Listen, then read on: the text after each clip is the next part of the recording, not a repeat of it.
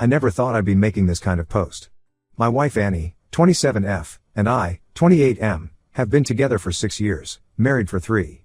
We met at a mutual friend's housewarming party back in college. I was immediately drawn to her genuine laugh and the way she made everyone around her feel comfortable. She was studying psychology while I was finishing my architecture degree. We moved in together after a year of dating, got a small apartment near campus, and adopted our first cat Charlie from the local shelter. Our relationship moved pretty fast after graduation. I landed a job at a mid-sized architecture firm while Annie started working as a school counselor. We got married in a beautiful ceremony at her parents' lake house, though I could tell they weren't completely thrilled about their daughter marrying someone who came from a working-class background. Her dad Richard, 58M, is a successful corporate lawyer, and her mom Susan, 56F, comes from old money. Meanwhile, my parents worked factory jobs their whole lives to put me through college. Despite the class differences, everything was great for the first few years. We adopted another cat, Luna, as a companion for Charlie. We had date nights every Friday, went on weekend trips, and started planning for our future. About 8 months ago, we decided to start saving for our dream house. The real estate market in our area is expensive, so we needed a substantial down payment. I volunteered to take on extra projects at work and started doing freelance work on weekends to boost our savings. Annie agreed this was a good plan, though she seemed less enthusiastic about it than I expected. The problem started about 3 months ago. Annie began acting weird about her phone. We've always known each other's passwords, not because we snooped, but because we had nothing to hide. When we first started dating, Annie actually suggested this as a way to build trust, saying her ex had been secretive about his phone and it always bothered her. But recently, she changed her password and started taking her phone everywhere, even to the bathroom. I tried not to overthink it until last week, when my best friend Tyler, 29M, called me. Tyler and I go way back, we've been friends since middle school, and he was my best man at the wedding. He saw Annie having lunch with her high school boyfriend Kevin, 28M, at a cafe downtown. This wouldn't have been suspicious except Annie told me she was having lunch with her coworker Maria, 26F, that day. Tyler knows about Kevin because he went to the same high school as Annie and Kevin.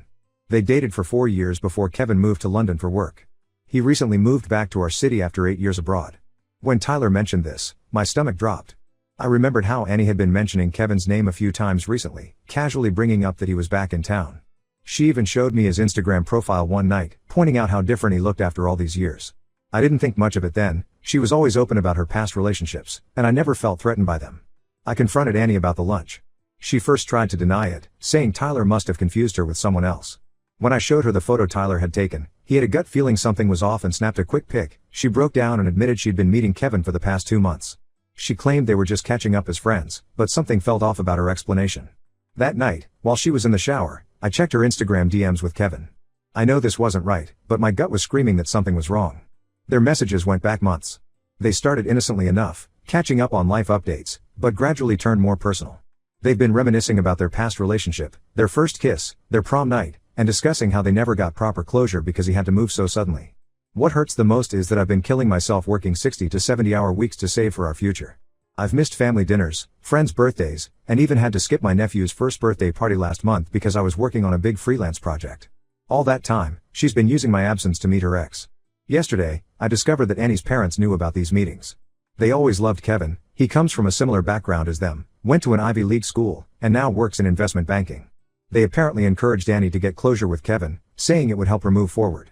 These are the same people who made subtle digs at my career choice and background throughout our relationship. I've moved into our spare bedroom for now. Annie keeps following me around the apartment, crying and saying I'm overreacting. She swears nothing physical happened between them and offers to show me all their messages. She says she'll cut contact with Kevin if that's what I want, but I feel like the trust is already broken. She's been deleting messages and changing her story about how often they met. Our cats sense the tension. Charlie's been hiding under the bed, and Luna keeps meowing outside the spare bedroom door at night. We have a big family vacation planned for Christmas, with both our families staying at a lake house we already put a deposit on. Annie's sister is supposed to fly in from California with her kids. Everything's a mess, and I don't know how to proceed. Update 1. It's been 3 weeks since my last post, and everything I've discovered has made the situation worse. After reading everyone's comments suggesting I dig deeper, I decided to check our shared cloud storage account. Annie and I set this up 2 years ago to share photos and documents. What I found made me physically sick. There were dozens of photos of Annie and Kevin together, at parks, restaurants, museums, and even at a Jack Johnson concert 3 weeks ago. That concert hit me particularly hard because Annie told me she was going with Maria, and I couldn't attend because I was working late on a project that would have paid for part of our house down payment. The timestamps on these photos showed they've been meeting at least twice a week for the past 3 months, not 2 as she initially claimed. The photos weren't inappropriate, no kissing or touching, but the way they looked at each other in them told me everything I needed to know. There was one photo of them at a rooftop bar downtown, and Annie was wearing the dress I bought her for our last anniversary. She told me she'd never worn it because it was too fancy for our usual date nights. I took screenshots of everything and showed them to Annie. This time, her story changed. She admitted they kissed once after the concert but swears it didn't go further. She tried to turn it around on me, saying she felt lonely and neglected because of my long working hours. She brought up how I missed her cousin's wedding last month, I was working on a huge project, and how we haven't had a proper date night in months. I reminded her that I was working these hours for our future, something we both agreed on. We had a specific savings goal for the house down payment, and she was right there with me when we made the plan. She even made a cute savings chart that we hung on our fridge. Now she was using my dedication to our future as an excuse for her betrayal. What made everything worse was what I learned from Maria yesterday. I ran into her at the coffee shop near Annie's school, and she looked uncomfortable seeing me. After some prodding, she admitted that Annie has been leaving work early on Fridays for the past 2 months, claiming she had doctor's appointments. Maria only told me because she felt guilty. Apparently Annie had asked her to cover if I ever called the school looking for her. I also discovered that Annie had opened a separate bank account 2 months ago. She's been depositing part of her paycheck there instead of our joint account that we were using for house savings. When I asked her about it, she claimed she was saving up to surprise me with a vacation once we reached our house down payment goal. But the account statement showed multiple charges from restaurants and bars on days she was supposedly working late. I consulted a divorce lawyer yesterday, though Annie doesn't know yet. The lawyer advised me to gather all financial documents and evidence of her infidelity, even though we live in a no-fault state. I've started looking for apartments, focusing on places that allow pets because I can't imagine leaving Charlie behind. The hardest part has been dealing with our families. My mom has been calling Annie every day, trying to understand what happened. My parents treated Annie like their own daughter. My mom taught her how to make our family's secret lasagna recipe, and my dad helped her learn to drive stick shift last summer. They're devastated. Meanwhile, her parents are still defending her actions. Her mom Susan called me yesterday, suggesting we try marriage counseling. She had the nerve to say that perhaps if I had spent less time working and more time nurturing my marriage, this wouldn't have happened. This coming from the woman who spent the last 3 years making snide comments about my career and income. Annie keeps trying to convince me to work things out. She deleted Kevin from all her social media and showed me the message where she told him they couldn't meet anymore. But last night, I saw her sitting in her car in the parking lot for an hour after getting home, probably talking to him. When she finally came up to the apartment, her eyes were red from crying. I've been staying late at the office because I can't stand being in the apartment with her. Our cats seem confused by the tension. Charlie follows me everywhere when I'm home, while Luna spends most of her time in Annie's room. The Christmas vacation deposit is non-refundable, and Annie's sister keeps sending me texts asking what's going on. I haven't responded to any of them. Update 2, it's been 2 months since my original post, and everything has completely fallen apart. I moved out last week into a small but decent apartment near my office. The decision about the cats was brutal. I took Charlie, and Annie kept Luna. We based this on which cat was more bonded to each of us, but it still hurt watching them get separated after being together for 3 years. But that's not even the biggest development. Last Thursday, I received a message on LinkedIn from a woman named Rachel, 27F. She introduced herself as Kevin's wife. Yes, you read that right, Kevin is married. He had been lying to Annie about being divorced. Rachel found their messages on their shared iPad at home and decided to track me down. Rachel and I met for coffee the next day. She brought screenshots of messages between Kevin and Annie that went back even further than I knew. Apparently, they'd been in contact for nearly 6 months, starting when Kevin first moved back to the city. The messages were explicit in nature and confirmed they'd been physical multiple times. There were detailed plans about their meetups, including hotel reservations that matched up with days Annie claimed to be working late. What made me feel even more stupid was learning that Kevin's office is in the same building where Annie and I had dinner for our anniversary 3 months ago. Annie had suggested that restaurant, claiming she'd heard good reviews about it. Now I wonder if she was hoping to run into him that night. The way everything unfolded with Rachel was surreal. She told me how Kevin had been acting strange lately, picking fights over small things and staying late at work. She had initially thought he was just stressed about his new job.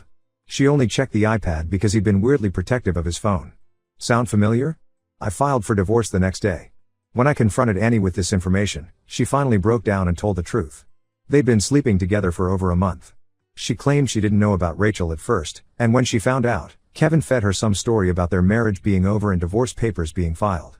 She swore she was going to tell me everything and end it with Kevin, but her track record with honesty makes it impossible to believe anything she says anymore. The fallout has been massive. Annie's perfect image in our social circle has crumbled. Maria and most of her work friends have distanced themselves from her after learning how she used them as covers for her affair. Tyler and his wife have blocked her on social media. Even her younger sister, who used to idolize her, canceled her Christmas visit after learning what happened. The only silver lining is that we never bought that house. The money I saved is now safely in my own account. My firm has been understanding about everything. My boss even offered me some time off, but I declined. Work has been my escape through all this.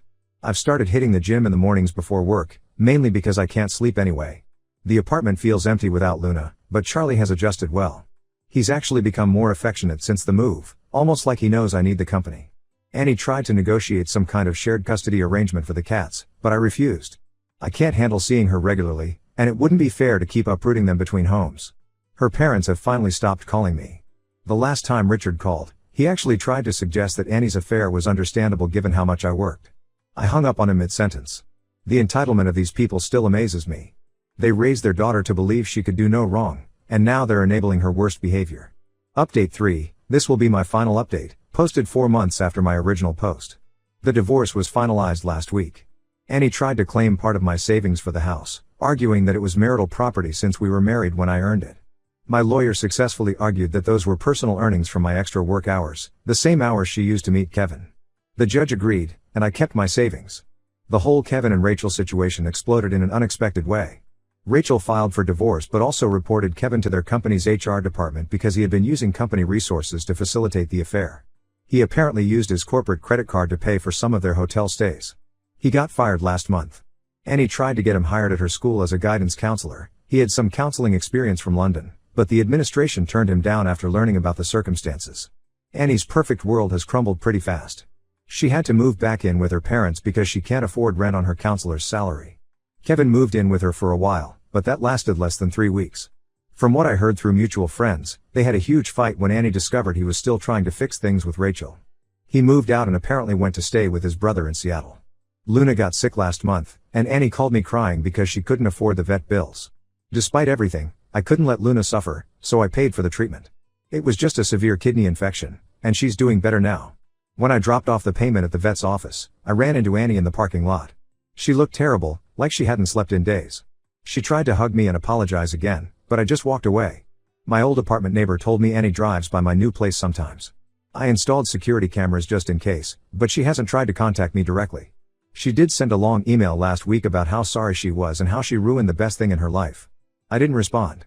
Charlie has completely settled into our new place. My sister brings her kids over to play with him sometimes, which he loves. The apartment finally feels like home. I took down all the photos and artwork Annie and I bought together and replaced them with new pieces I picked up at local art fairs. Rachel and I still talk occasionally. She started a support group for people affected by infidelity, and it's helped me process some things.